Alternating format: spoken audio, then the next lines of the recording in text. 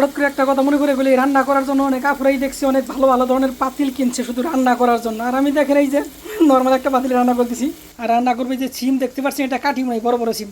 আর এই টিস্যুর নিচে কি আছে দেখছেন, লাল লাল বড় বড় রুই মাছের পিস। রান্নাটা কিন্তু আমি করতেছি, বুঝতে পারছেন, ওই যে সেই নর্মাল পাতিল।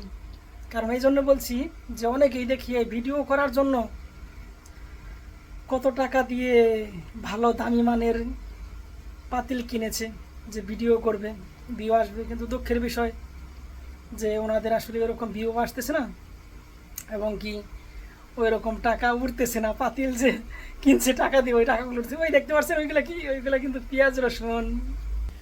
তো আলহামদুলিল্লাহ আমি সব ধরনের রান্না করতে পারি, অনেকে হয়তো জানে। আর একটু গরম লাগতেছে আজকে, আমি জানি না কি জন্য, কারণ আজকে এসি বন্ধ করে রেখেছি।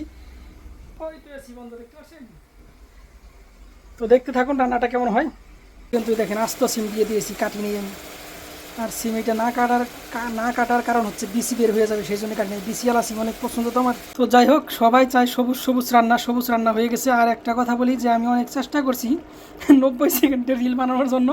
দেখেন আমি কিন্তু 90 সেকেন্ড হওয়ার আগেই পুরো একটা রান্নার ভিডিও দেখাই দিলাম। যাই হোক, পুরোটা হয়তো দেখাইতে পারিনি, যতটুকু দেখাইছি আলহামদুলিল্লাহ। আর কথাই তো বেশি বললাম রান্নার থেকে। তো দেখবেন রান্নাটা কেমন হয়েছে। আমি মনে করি আমার জন্য আলহামদুলিল্লাহ বেস্ট, যেহেতু বিদেশ থাকি।